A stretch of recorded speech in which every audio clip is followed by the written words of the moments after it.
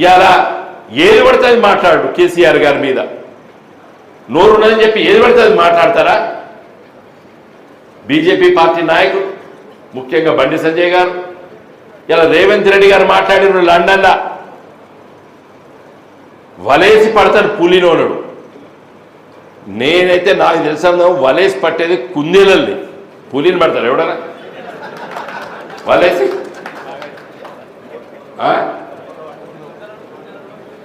దానికి ట్రాంక్యులైజర్లు ఇస్తారు, బాణంతో కొట్టి షూట్ చేసి మత్తు మందించి కొట్టి అప్పుడు పడతారు.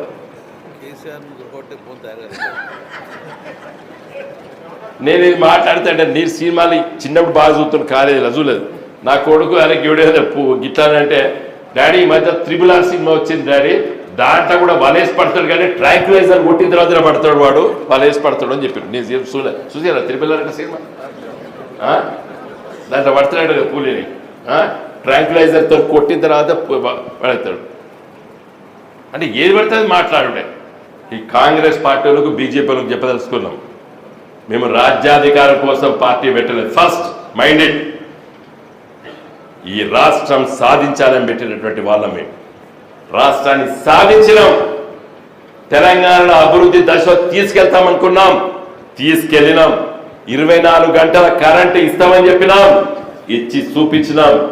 కృష్ణా గోదావరి నీళ్లు తీసుకొస్తాం 1 కోటి ఎకరాల కన్నాం, తెచ్చి చూపించినాం.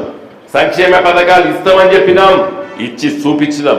ప్రజాస్వామ్యంలో ఎన్నికల్లో గెలుస్తాం, ఓడిపోతాం, అది పెద్ద సీరియస్గా తీసుకునే వాళ్ళం కాదు. అధికారం కోల్పోతే పార్టీ ఎమ్మెల్యేలు ఎంపీలు ఓడిపోతే ఇంట్లో వండేటోళ్ళం కాదు. మేము ఈ దేశ ప్రజలు చాలా ఒక సందర్భంలో ఒక విధమైనటువంటి నిర్ణయాలు తీసుకుంటారు. ముగించే ముందు డాక్టర్ బిఆర్ అంబేద్కర్ గారు రేపు 26 జనవరి రాజ్యాంగం రాసి అమలు కోసం పెట్టుకున్నటువంటి దినం అది. 26 స్వాతంత్రం వచ్చింది 15 ఆగస్టు 1947లా.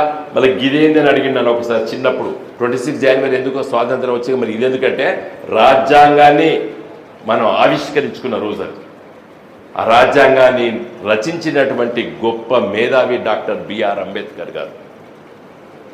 డాక్టర్ బిఆర్ అంబేద్కర్ గారు 1952లో తొలి ఎన్నికలు, భారతదేశంలో మొదటిసారి ఎన్నికలు జరిగితే పోటీ చేస్తే ఓడగొట్టింది ఈ దేశ ప్రజలు. డాక్టర్ బిఆర్ అంబేద్కర్ గారిని ఓడగొట్టినటువంటి దేశ ప్రజలు, మన ప్రజలు ఒక్కొక్క సందర్భంలో ఒక్కొక్క విధమైన తీర్పులు ఇస్తారు. కాబట్టి